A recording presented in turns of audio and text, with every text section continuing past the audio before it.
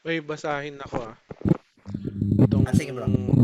nag ito may galing to sa isang hindi ko kilala na nakipag ano sa akin, nakipag friend.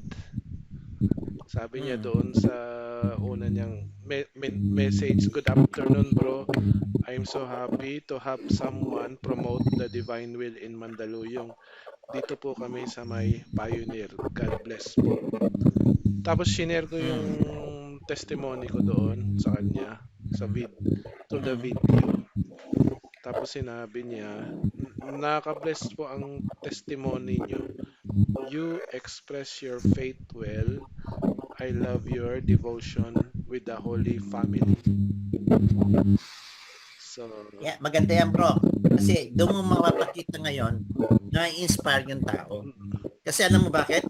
Kung nasabi yon, Brother Jerome, kung nakayanan ni Brother Jerome, kaya ko rin. Tandaan mo yan. Kung nakayanan ni Brother Jerome, kaya ko rin.